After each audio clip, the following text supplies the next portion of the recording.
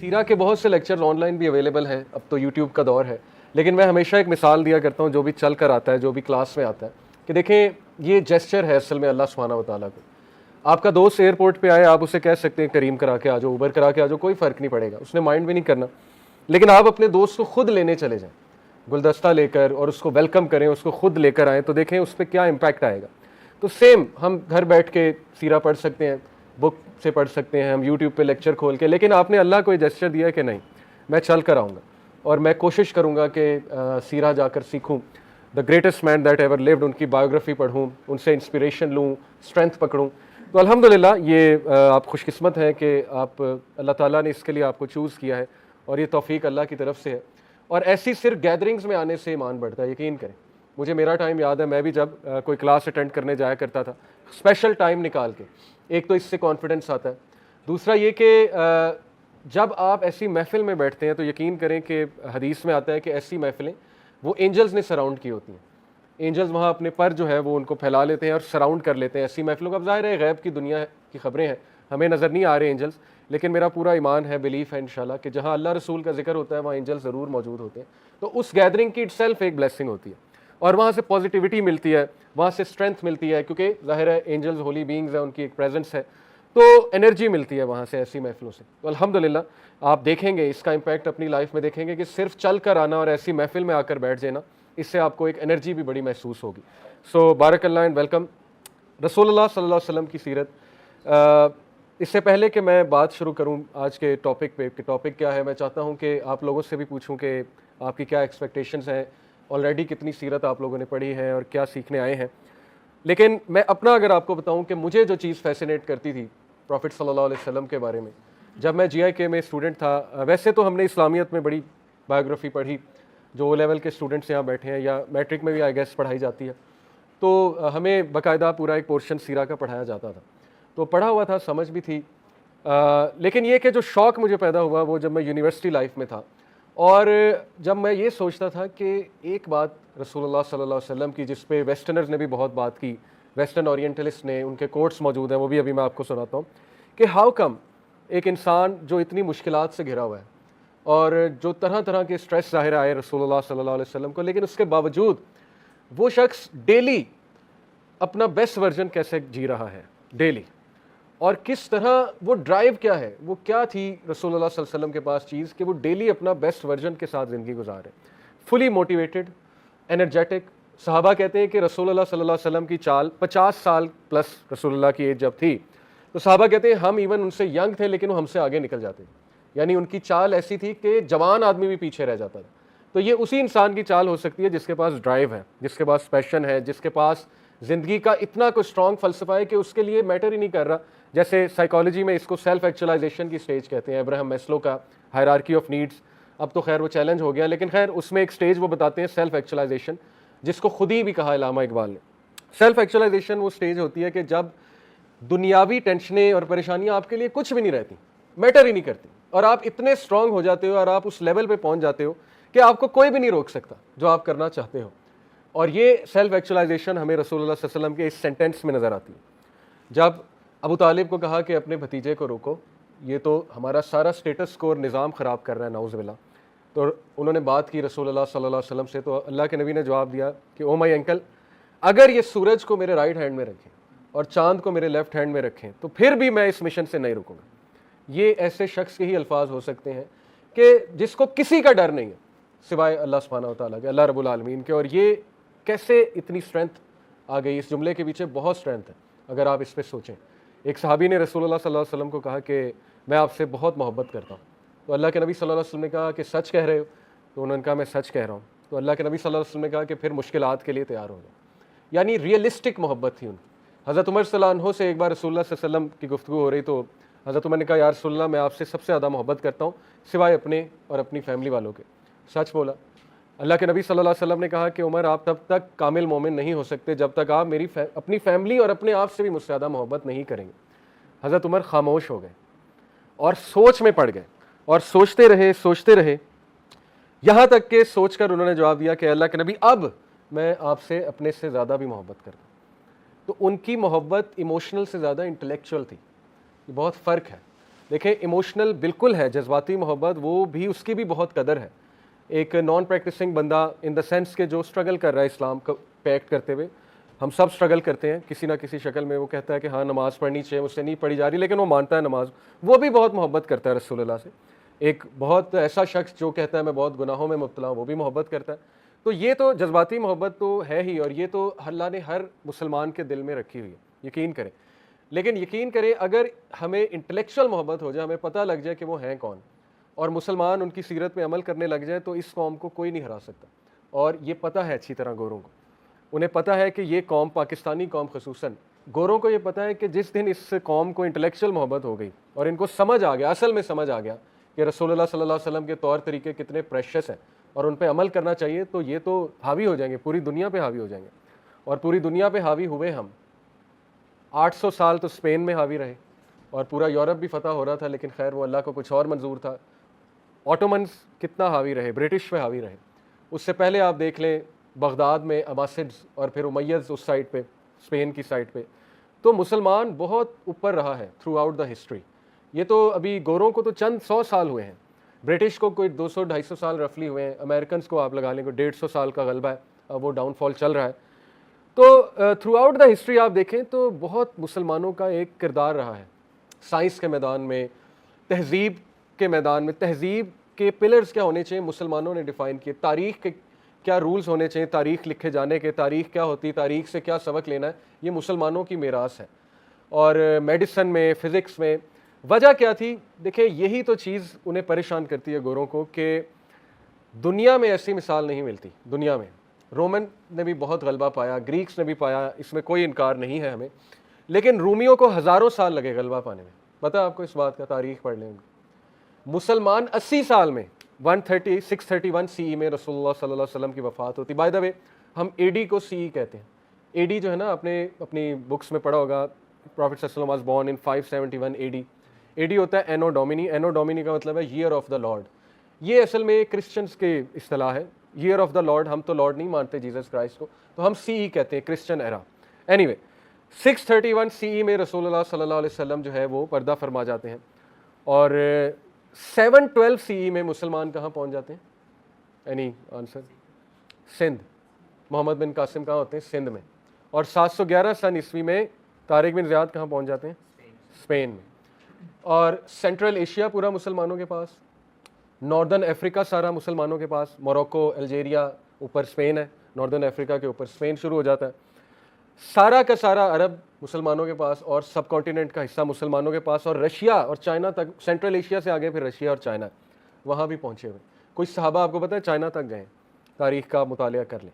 ये चीज़ हिस्टोरियंस को बैफल करती है कि 80 साल में एक कौम इतना रकबा कैसे बना लेते हैं और इस लेवल पे कैसे पहुंच जाते हैं। 80 साल में तो रोमन जो है वो, उनको 2 सिटीज़ कॉन्कर हुई होंगी मैक्सिमम, कितने सिटीज़ कॉन्कर कर ली होंगी।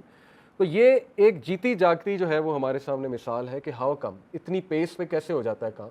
वजह कि जो सिस्टम रसूलुल्लाह सल्लल्लाहु अलैहि वसल्लम ने सहाबा को दिया, जो तरबियत की उन्होंने, तो वो इतनी डायनामिक थी, इतनी एफिशिएंट थी और इतना क्विक थे मुसलमान। और सबसे बड़ी बात यह कि अल्लाह की बरकत, असल बात ये, बाकी अपनी खूबियाँ अपनी जगह, लेकिन ये कि अल्लाह की तरफ से बरकत आई जब तक मुसलमान नबी सल्लल्लाहु अलैहि वसल्लम के तौर तरीके में चले।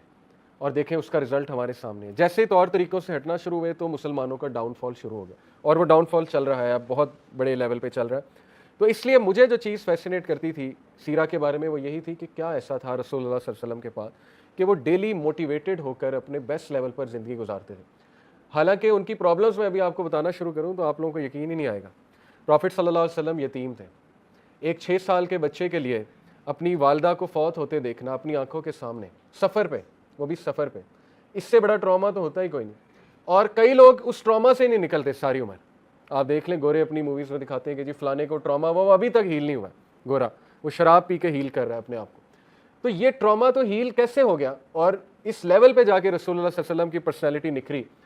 वरना ट्रॉमास तो इंसान को गिरा देते हैं, लेकिन रसूलुल्लाह तो निखर रहे थे और रसूलुल्लाह सल्लल्लाहु अलैहि वसल्लम डेली अपने बेस्ट वर्जन पर आ रहे थे, और ग्रोथ और एफिशिएंसी वो आपके सामने है। फिर रसूलुल्लाह सल्लल्लाहु अलैहि वसल्लम आप देखें कि अपने ही लोगों ने, अपने रिश्तेदारों ने ही जो है वो बैक स्टैबिंग भी की, निकाला भी, बहुत कुछ कहा, दिल तोड़ने वाली बातें कहीं, मजनून कहा, नाउज़ बिल्लाह, पागल कहा, शायर कहा, काहिन कहा, क्या लेबल नहीं था जो रसूलुल्लाह सल्लल्लाहु अलैहि वसल्लम को नहीं कहा गया। हाउ कम कि वो इतना बड़ा उनका करेज था, जिगरा था कि ना सिर्फ उन्होंने फॉरगिव किया बल्कि उनको गले भी लगाया और दावत भी देते रहे। वो क्या स्ट्रेंथ थी उनके अंदर। और फिर देखें उन्हें निकाल दिया या कह लें कि बस उन्होंने इतनी ज़्यादती की कि शिब अबी तालिब का वाक़या हमारे सामने मौजूद है, बनु हाशिम का बॉयकॉट। और ये छोटी बात नहीं होती है कि आपका बॉयकॉट किया जाए और आप एक ये प्रेशर भी लें कि मेरे फैमिली वालों का क्या बनेगा। उन्होंने ये प्रेशर भी डाला कि हम इसकी फैमिली का बॉयकॉट करते हैं, तिजारत रोकते हैं तो शायद ये रुक जाए। अब वो प्रेशर भी लेना कितनी बड़ी बात होती है कि अब तो लोगों मेरे साथ वो मेरे घर वालों को भी टॉर्चर करने पे आ गए, मेरे सहाबा को भी टॉर्चर करने पे आ गए। उसके बाद आसानी आनी चाहिए थी शिब अबी तालिब के बाद, जनरली स्पीकिंग। लेकिन उसके बाद क्या हुआ? हज़रत खदीजा की डेथ हो गई, लव ऑफ हिज लाइफ और सहारा, ज़ाहिर है बहुत बड़ा सहारा होता है नेक बीवी, तो वो उनकी वफ़ात हो गई। हम जैसा बंदा तो अब तक पागल हो चुका होता, सुसाइडल थाट्स आ रहे होते और पता नहीं हमने क्या कर लिया होता, कहीं से छलांग मार दी होती कि ये क्या हुआ। लेकिन हज़रत खदीजा की वफ़ात हो जाती। उसके बाद क्या हुआ? अबू तालिब की वफ़ात। उसके बाद सबसे पेनफुल ताइफ का वाक़या। हज़रत आयशा ने पूछा जंग उहद के बाद कि क्या ये सबसे पेनफुल दिन है आपके लिए? फरमाया नहीं, ताइफ का वाक़या। और ताइफ में खुद गया हूँ, उसकी गलियों से अभी तक एक सैडनेस और एक गम टपक रहा है। वहाँ जहाँ हमारे रसूलुल्लाह सल्लल्लाहु अलैहि वसल्लम को पथराव किया गया, वो एक अजीब सी गमज़दा सी जगह है। तो ये इसके बाद कैसे आप इमेजिन कर सकते हैं कि समवन में स्टैंड अप? ताइफ के बाद हिस्टोरियन लिखते हैं कि कोई और होता तो वो यहाँ पे गिव अप कर जाता, रसूलुल्लाह सल्लल्लाहु अलैहि वसल्लम के अलावा कोई और होता। अल्लाह के नबी सल्लल्लाहु अलैहि वसल्लम दरख्त के नीचे बैठे, रोए, अल्लाह से इल्तिजा की, अल्लाह के आगे अपना गम हल्का किया। वो दुआ सुनने वाली है, कभी आप वो दुआ सर्च कर लें ताइफ के बाद जो दुआ उन्होंने की कि अल्लाह आपने मुझे इनके हाल पर छोड़ दिया। पूरी शिकायत की लेकिन इन अ वेरी सिंसियर सेंस अल्लाह ताला से जो ज़ाहिर है उन्होंने बयान किया अपना गम कि अल्लाह क्या आप मुझे छोड़ देंगे, इन लोगों के हवाले कर देंगे, मेरे दुश्मनों के हवाले कर देंगे। इतने दिल खोल के अल्लाह से बात की उन्होंने। और देखें फिर अल्लाह ताला ने क्या मदद भेजी, फ़रिश्ता आया, उसने कहा कि मैं अभी हुक्म दे, मैं इनको 2 पहाड़ों वाला फ़रिश्ता अभी जो है कुचल देता हूँ। लेकिन रसूलुल्लाह सल्लल्लाहु अलैहि वसल्लम का आप जिगरा देखें कि उस टाइम पे कहा कि नहीं, इनकी कौम में से, इनके बच्चों में से हिदायत याफ्ता लोग आएंगे। और ऐसा ही हुआ, बहुत से स्कॉलर्स ताइफ के इलाके से निकले। उसके बाद तो कोई इमेजिन ही नहीं कर सकता कि वो खड़ा हो जाएगा। लेकिन अल्लाह के नबी सल्लल्लाहु अलैहि वसल्लम खड़े हुए और उन्होंने अपने एक और तरीका इख्तियार किया, मदीना हिजरत की जाए। और मदीना जाकर फिर पूरा एक उन्होंने इस्लामी माशरा कायम किया। तो इसलिए बेटियों की तलाक़ें देखी अल्लाह के नबी सल्लल्लाहु अलैहि वसल्लम ने। अबू लहब ने दोनों बेटियों की तलाक़ें करवा दी। तो बाप के लिए तो यही एक कमर तोड़ गम होता है कि बेटियों को तलाक हो गई। फिर मदीना जाकर भी जो है वो यहूदियों ने कभी मुशरिकों ने सुख का सांस नहीं लेने दिया, इन द सेंस के तंग किए रखा।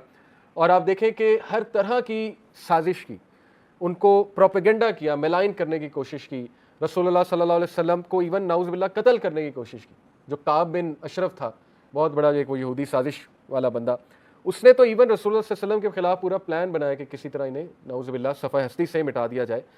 और एट दी एंड रसूलुल्लाह ही किंग बन गए। फतह मक्का हुई और वहाँ आकर रसूलुल्लाह सल्लल्लाहु अलैहि वसल्लम के सामने वही लोग आए जिन्होंने पथराव किया था, तंग किया था, उजड़ी फेंका करते थे, क्या क्या करते थे। तो ये सीरा एक लिविंग मिरेकल है। आपको दुनिया में किसी शख्स की ऐसी बायोग्राफी नहीं मिलेगी और आप हैरान हो जाएंगे ये हुआ कैसे। आप देखिए सबसे जो मिरेकुलस बात है वो ये कि वो उम्मी थे। उम्मी को हम कहते हैं अनलेटर्ड, इलिटरेट जो है वो एक डेरोगेटरी वर्ड है।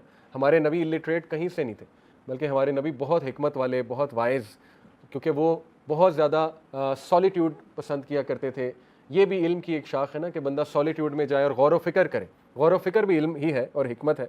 तो वो अनलेटर्ड थे, उन्हें लिखना और पढ़ना नहीं आता था। एक अनलेटर्ड इंसान किस तरह से ऐसे एडमिनिस्ट्रेटर्स क्रिएट कर देता है जो दुनिया को एडमिनिस्ट्रेशन और पब्लिक एडमिनिस्ट्रेशन के रूल्स देंगे। सारा का सारा जो मॉडर्न साइंस और ये सारे जो उसूल आ रहे हैं ये अरब से आ रहे हैं। अगर आप थोड़ी सी रिसर्च करेंगे, स्पेन में टोलेडो एक सिटी थी, अब्दुर्रहमान III एक बहुत पावरफुल कैलिफ था उमैयद्स का। टोलेडो सिटी में ट्रांसलेशन सेंटर्स थे, लाइब्रेरीज थी। ऑक्सफोर्ड यूनिवर्सिटी के लोग टोलेडो आते थे। ऑक्सफोर्ड तब नई नई बनी थी और कोई उसकी इतनी हैसियत नहीं थी। यूके से लोग आते थे और वहाँ से बुक्स ट्रांसलेट करा के ले जाते थे। अरबियों ने क्या किया, ग्रीक्स की कुछ बुक्स ट्रांसलेट की और जाहिर है कि फिर गोरों ने हमसे अरबिक बुक्स ट्रांसलेट करके इंग्लिश में ट्रांसलेट करके लेके गए। तो सारा का सारा जो वेस्ट में रेनेसेंस और एनलाइटनमेंट जिसे वो कहते हैं, जिस पे वो बड़ा प्राउड है, पहले वो डार्क एजेस में थे, उनकी डार्क एजेस थी, हमारी तो वो डार्क नहीं थी, हम तो पीक पे थे। ये भी एक बच्चों के जहन में डाल दिया ना डार्क एजेस, डार्क, वो तो उनकी डार्क एजेस थी, हमारी कहाँ से थी। तो लिहाजा उनके रेनेसेंस और उनके एनलाइटनमेंट में मुसलमानों का इतना बड़ा किरदार है कि जिसका उन्हें शुक्रिया अदा करना चाहिए। लेकिन इसके शुक्रिया के बरक्स जो सलूक है उनका हिस्ट्री में वो आपके सामने है। इंटेलेक्चुअल डिसऑनेस्टी है।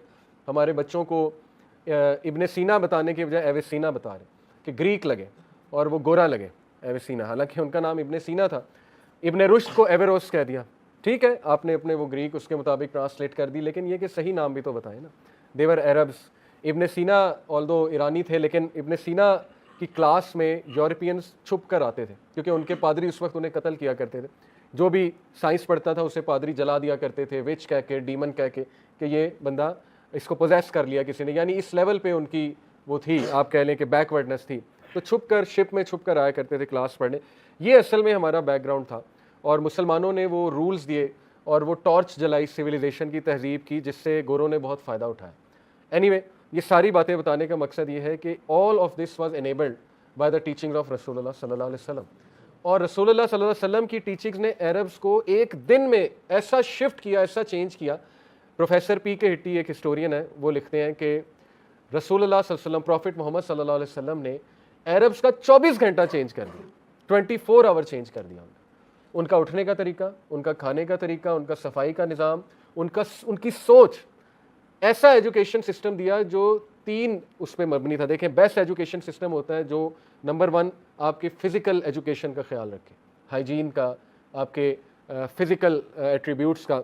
नंबर 2 आपके मेंटल एजुकेशन, यानी वो ऐसा एजुकेशन सिस्टम है जो आपके माइंड को ग्रो करे, आपको ग्रोथ माइंडसेट वाला बनाए, आपको पॉजिटिव माइंडसेट वाला बनाए, आपको लुक फॉरवर्ड करने वाला बनाए, आपको मेंटली स्ट्रॉन्ग करे वो एजुकेशन सिस्टम। आपके माइंड की जो बीमारियां, सच एज तासुब एक मेंटल डिजीज़ है कि किसी को कमतर समझना, जाहिर है। और अब कौमियत यानी कौम परस्ती, कि अपने आप को बहुत बड़ी बला समझना और दूसरे को छोटा समझना। रेसिज्म एक मेंटल जो है वो इलनेस है। ये सारी चीज़ें वो केटर करे। और तीसरा स्पिरिचुअल साइड भी केटर की। तो ऐसा निज़ाम दुनिया में देखने को नहीं मिलता जो इतना ऑल कॉम्प्रिहेंसिव है, कि जो फिज़िकल एजुकेशन भी है, मेंटल एजुकेशन भी है और स्पिरिचुअल एजुकेशन भी। फिज़िकल एजुकेशन को ही अगर आप ले लें तो हम कभी भी रसूलुल्लाह का एहसान नहीं चुका सकते कि उन्होंने हमें तहारत का, अगर आप सिर्फ तहारत का चैप्टर पढ़ लें तो मुसलमान इतने लकी हैं, इतनी बीमारियों से बचे हुए हैं। हमारे यहाँ जो ज़ाहिर है पूरा वो बच्चा होता है, उसको जो है वो सर्कमसाइज़ किया जाता है, वो कितनी बड़ी नेमत है। कभी मेडिकल आप डॉक्टर से पूछें सर्कमसिशन जो है कितनी बेनिफिशियल है। फिर ये कि प्रॉपर तहारत सिखाई हमें कि किस तरह गुसल खाने में जाना है। यहूदी तो इसका मजाक उड़ाते थे ना कि अच्छा तुम्हारे नबी ने तुम्हें यही तक सिखाया है कि तुम बाथरूम किस तरह जाओगे, तो साहबा ने कहा ये भी सिखाया है। तो इस पर हम प्राउड हैं, बिल्कुल सिखाया। और इस वजह से हम कितनी डिजीज़ से बचे हुए हैं। हमें आदाब सिखाए, हमें हलाल और हराम बताया, इससे बड़ी और क्या बात है कि तुम्हारे लिए ये चीज़ बेनिफिशियल है। साहबा कहते हैं कि कोई परिंदा भी नहीं उड़ता था, लेकिन रसूलुल्लाह ने हमें बताया हुआ था हलाल है कि हराम। यानी इतना डिवाइन नॉलेज आप लोगों को दे दिया, हम लोगों को दे दिया कि हमें ज़रूरत ही कोई नहीं रिसर्च की। हर चीज़ रिसर्च करके वो अल्लाह ताला ने प्लेट में रख के, जैसे मनो सलवा है कि ये लो, ये निज़ाम है, इसको फॉलो करो। गोरे रिवर्स इंजीनियरिंग में लगे हुए और हम उनसे मुतासिर। यकीन करें वो हमसे 1000 साल क्या हज़ारों साल पीछे हैं। आप जिस कंक्लूजन पे पहुंच चुके हैं ना, वो अभी पहुंच रहे हैं। अभी वो एक्सपेरिमेंटेशन कर रहे हैं, कभी फेमिनिज्म ले आते हैं, कभी जो है वो मार्क्सिज्म आ जाता है, कभी जो है लिबरलिज्म की कोई एक शाख निकलने लग जाती है। अब वहाँ जेंडर आइडेंटिटी डिबेट्स चल रही हैं कि आपका जेंडर जो है वो क्या है। तो वो सारी एक्सपेरिमेंटेशन है। पॉजिटिव साइकोलॉजी अब जाकर उन्हें मिली, उसमें वो रिसर्च चल रही है, ज़िंदगी का बेस्ट तरीका क्या है, निज़ाम हयात।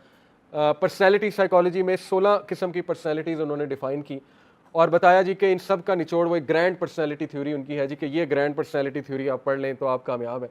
तो वो रसूलुल्लाह सल्लल्लाहु अलैहि वसल्लम जो है उस ग्रैंड पर्सनैलिटी थ्योरी से कई ज़्यादा गुना रसूलुल्लाह सल्लल्लाहु अलैहि वसल्लम की पर्सनैलिटी आपको नज़र आएगी। तो वो अब रिसर्च कर करके बता रहे हैं। तो वो मैं समझता हूँ एक रिवर्स इंजीनियरिंग है कि ठीक है, या तुम 100 साल 200 साल रिसर्च करके वहाँ पहुँच जाओ, डाइटरी लॉज निकाल लो और कॉन्स्टिट्यूशनल लॉज और फैमिली लॉज, इनहेरिटेंस लॉज निकाल लो, या तुम जो है वो इस बात पे यकीन कर लो कि अल्लाह के नबी सच्चे नबी थे और उन पर वही आती थी। जैसे अबू बकर सिद्दीक ने कहा था अबू जहल को कि मैं बिल्कुल, अगर तो मोहम्मद सल्लल्लाहु अलैहि वसल्लम ने कहा है कि वो सफ़र करके आए एक रात में मस्जिद अक्सा का, तो मैं मानूंगा, क्योंकि हम तो इससे भी बड़ी बात मानते हैं और वो ये है कि 7वें आसमान से फरिश्ता आता है और इन पर वही लेकर आता है। हम तो इस बात को मानने वाले हैं। और यकीन करें कि एथियस्ट हमारे यहाँ, अल्लाह माफ़ करे, आजकल एक्स मुस्लिम्स के कुछ चैनल्स बने, हमारे बच्चों के दिमाग ख़राब कर रहे हैं, वो डाउट्स डाल रहे हैं अल्लाह के बारे में, अल्लाह की एग्जिस्टेंस के बारे में। एक इलामा इकबाल का एक कोट काफ़ी है, शेर नहीं है, वो उनका कोट है। और इस कोट ने एक मुसलमान एथियस्ट प्रोफेसर, न्यूयॉर्क सिटी में एक मुसलमान एथियस्ट प्रोफेसर है, उसने कहा कि इस एक जुमले ने मुझे दोबारा मुसलमान कर दिया, मैं कंफ्यूज था। वो एक जुमला ये है, you can deny Allah, you can deny God, but how can you deny prophet Muhammad सल्लल्लाहु अलैहि वसल्लम। अगर आप इस पर गौर करें, ये एक जुमला काफ़ी है। और ये मैंने अप्रोच अपने एक दोस्त में भी लगाई। वो यूके गया, थोड़ा सा मुतासिर हो गया थ्योरीज वगैरह से, उधर जाके उसने खुदा का इनकार और सब कुछ बातें करने लग गया, एथियस्ट बन गया। तो वो मुझसे जब मिला, मुलाकात की, मैंने कहा अच्छा चलो अल्लाह, उसने कहा नहीं अल्लाह का प्रूफ नहीं। मैंने कहा ठीक हो गया। क्या कोई इंसान आया था तारीख में जिसका नाम मोहम्मद था सल्लल्लाहु अलैहि वसल्लम, उसका एम्पेरिकल एविडेंस मौजूद है? उसने कहा हाँ। मैंने कहा कहाँ है? कहता वो तो उनकी तो कब्र है। अब जाहिर है कब्र में जिस्म है, तो वो तो एम्पेरिकल एविडेंस आपके सामने मौजूद है कि ये शख्स थे और हिस्टोरियंस मान रहे ये थे, उनकी कब्र मुबारक वहाँ मौजूद है। तो उसने कहा वो तो थे। अब उसका चेहरा देखने वाला है जब मैंने उससे सवाल किया कि आप ये साबित कर दो कि उन्होंने झूठ बोला, और आ जाके उनके पास यही जवाब होता है जो बहुत ही पक्के एथियस्ट होते हैं कि जी हाँ वो थे, लेकिन वो बहुत बड़े रिफॉर्मर थे, वो बहुत जीनियस थे। आपको पता ना, ओरिएंटलिस्ट जो है वो जब उन्हें कोई बहाना नहीं मिलता कि हाउ कम ये शख्स ऐसी ऐसी चीज़ें कर गया या ऐसे ऐसे बात बता गया, तो वो आ जाके ये कहते हैं ही वॉज अ जीनियस, और वो अपनी जीनियस की वजह से सारा निज़ाम।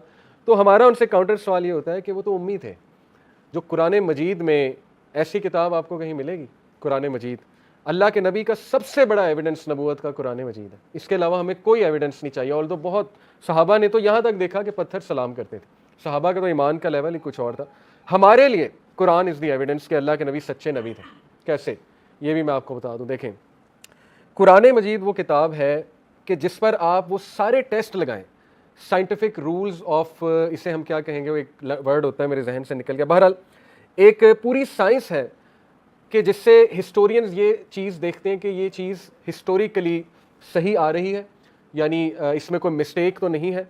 कुरान मजीद पे हम 3 टेस्ट लगा कर देखते हैं, ठीक है। मैं अभी आपको ये भी बता दूं ताकि आप लोगों को ये नॉलेज भी आ जाए कि एथियस्ट से बात कैसे की जाती है। देखें, सबसे पहले हम एथियस्ट से ये बात करते हैं कि ये ऑल दो सीरा क्लास है, लेकिन इसमें मैं ये डिस्कशंस करता रहूँगा क्योंकि हम बड़े ख़तरनाक दौर में हैं। आप लोगों का ईमान बढ़ाने के लिए ऐसी बातें आपको पता होनी चाहिए, ठीक है ना। तो हम सबसे पहले उससे इस बात पर लाते हैं कि देखो भाई, कोई तो मज़हब ठीक होगा ना। ये कैसे हो सकता है कि थ्रू आउट हिस्ट्री मज़ाहिब चले आ रहे हैं और तुम कहते हो सब शुड़ुल है, मतलब जस्ट टू कोट देम कि जी सब फजूल है। ऐसा कैसे हो सकता है? कोई तो मज़हब ठीक होगा ना। चलो हर मज़हब को कोई टेस्ट पे लगाते हैं। पहला टेस्ट ये कि इसका स्क्रिप्चर जो है वो कितना ऑथेंटिक है, इस मज़हब का हिस्टोरिकली क्या वो प्रिजर्व होता आया कि नहीं होता आया। और भी बड़े टेस्ट हैं कि क्या इस मज़हब का जो कॉन्सेप्ट ऑफ गॉड है वो गार्बल्ड है या बड़ा एक पावरफुल कॉन्सेप्ट ऑफ गॉड दे रहे हैं। जैसे ग्रीक गॉड्स हैं, आओ उस पर टेस्ट लगाते हैं। वो ज़ीउस जो है वो कैसा गॉड है? उसका अपना बेटा उसे धोखा दे जाता है, उसे पता भी नहीं लगता। वो कैसा गॉड है कि उसकी अपनी बेटियां उसके खिलाफ साजिश कर रही। ये कौन सा गॉड हुआ? ये गॉड नहीं है, ये पता नहीं शैतान को उन्होंने समझ लिया खुदा, या शैतान ने उन्हें कोई धोखा दिया, या एंजल्स को पता नहीं खुदा बना लिया। लेकिन खुदा तो ऐसा नहीं होता। बाइबल पे लगाएं ये टेस्ट। हज़रत ईसा को वो खुदा कहते हैं। हज़रत ईसा तो खाते थे, पीते थे। हज़रत ईसा जो है वो तो इन्हीं के मुताबिक सूली पे लटकाया गया। हम तो नहीं मानते, लेकिन कहते हैं सूली पे लटकाया गया। तो गॉड इतना पावरलेस कैसे हो गया? क्या गॉड के पास कोई और तरीका नहीं था ह्यूमन बींग्स के सिंस फॉरगिव करने? वो कहते नहीं, ये ओरिजिनल सिन जो है वो उसको फॉरगिव करने गॉड खुद आया और उसने कहा कि मैं अपनी कुर्बानी खुद दूंगा क्योंकि मिस्टेक मेरी थी। आपको पता ना, क्रिश्चियनिटी का फलसफा ये है कि अल्लाह से नाउज़ुबिल्लाह मिस्टेक हुई ह्यूमन बींग को बना के। ये बाइबल की आयत है। बाइबल में लिखा हुआ है then God repented for what he did. क्या गॉड खुद ही रिपेंट कर सकता है? किससे रिपेंट करेगा गॉड? फिर बाइबल में लिखा हुआ है कि गॉड नीचे आया और डेविड से, या मेरे ख्याल हज़रत उज़ैर से, हज़रत याकूब से, जेकब से डेविड ने रेसलिंग की और गॉड हार गया। जेकब से गॉड ने रेसलिंग, गॉड हार गया, और उसके बाद गॉड ने जेकब को जो है वो प्रॉफिट बना दिया और कहा कि तुम इस लायक हो। मतलब किस तरह की बातें आप लोगों को पढ़ा रहे हैं। फिर बाइबल में ये भी लिखा हुआ है कि God slept as if he was drunk, मतलब टुन होके गॉड सो गया, नाउज़ुबिल्लाह। तो क्या मौकरी आप बना रहे हैं गॉड की? क्या सिखा रहे हैं आप अपनी जनरेशन को? इसीलिए वेस्ट क्यों क्रिश्चियनिटी को उन्होंने तरक कर दिया, सेकुलरिज्म की तरफ क्यों गया है वेस्ट? कभी आपने सोचा? क्योंकि क्या लिखा हुआ है बाइबल में? सारी तो नॉन साइंटिफिक बातें, कॉन्ट्राडिक्शंस इतनी ज़्यादा है। फिर गॉड का आपने क्या प्रैक्टिकलिटी दी? कुछ नहीं आपने। और सारी उम्र चर्च ने जो है वो लोगों को पीसा है अपने किंग के साथ मिल के। चर्च जो है वो ज़ाहिर है करप्ट हो गया और किंगशिप को जो है वो डिवाइन करार दे दिया, और किंग जो है वो बस लोगों से टैक्स लिए जा रहा है। तो ये सारे जुल्म की वजह से वेस्ट के पास एक दलील आई कि जी ये तो मज़ाहिब सारे फजूल। और हमारे एथियस्ट का ये मसला है कि वो वहाँ से नैरेटिव पकड़ता है, वेस्ट से जो मुतनफ़र है, मज़हब से मुतनफ़र है, और उनके पास रीज़न्स है मुतनफ़र होने की। इस्लाम तो उन्होंने कभी पढ़ा ही नहीं। हिंदूज़ अब हिंदुज़म से मुतनफ़र है। वो कहते हैं ये क्या बातें लिखी हुई हैं, गॉड ऐसे कैसे हो सकता है कि वो इनकी जो है वो पार्वती, उसने जो है अपने मैल से एक बच्चे को जन्म दिया, वो बच्चा जो है गणेश बना, और वो उसको वाशरूम के बाहर खड़ा किया कि मैं नहा रही हूँ, तो किसी को अंदर ना आने देना। तो वो हनुमान जो है वो आया उसने जब देखा कि मेरी बीवी अंदर है, बच्चा मुझे अंदर जाने ही नहीं दे रहा, तो उसने कहा कि ये कौन है बच्चा। उसने पूछा तुम कौन हो? उसने कहा कि मेरी माँ अंदर नहा रही है, तुम नहीं जा सकते। तो उसने कहा हाउ डेयर यू, तुम मुझे मेरी बीवी से रोक रहे हो। उसने जो है उसकी गर्दन उड़ा दी। अब जब वो निकली बाहर तो उसने कहा ये तुमने क्या किया? तो हमारा बेटा था। वो एकदम हैरान हो गया, अच्छा बेटा था? उसने कहा कोई मसला नहीं। उसने कहा कि ठीक है, जो भी मुझे सर मिलता है वो इस पर मैं लगा देता हूँ। हाथी का सर मिला, वो लगा दिया, वो गणेश बन गया। ये कैसे, मतलब किस, देखे, not to hurt the sentiments of Hindus. हज़रत आयशा की पर्सनैलिटी आपके सामने है। हज़रत आयशा से बड़ी आलिमा फाजला आपको औरतों में मिलती ही नहीं है। हज़रत आयशा की मेमोरी देख लें, हज़रत आयशा इतनी बोल्ड और कॉन्फिडेंट है, उनकी आप कम्युनिकेशन देख लें। तो इसका तो मतलब वो तो खुश थी अपनी मैरिज में। आपको क्या तकलीफ है? वो तो खुश थी, वो तो ग्रो भी हुई हैं, और हिस्ट्री इस बात का सबूत दे रही। तो बहरहाल ये मैंने आपको 7-8 रीजंस बताएं कि हम अपने नबी का ऑनर भी डिफेंड कर सकते हैं, हमें वो सारे वाक़यात पता लगेंगे क्रोनोलॉजिकल ऑर्डर में। लेकिन हमारे लिए सबसे बड़ी बात है कि अल्लाह का हुक्म है और हम अपने नबी से मोहब्बत इंक्रीज़ करना चाहते हैं, इसलिए हम सीरा को इंशाल्लाह इन डिटेल पढ़ेंगे। तो अल्लाह ताला हमें अमल की तौफीक दे। जज़ाकल्लाहु खैर फॉर कमिंग। सुब्हानकल्लाहुम्मा व बिहम्दिका अशहदु अल्ला इलाहा इल्ला अंता अस्तगफिरुका व अतूबु इलैक। वस्सलामु अलैकुम व रहमतुल्लाहि।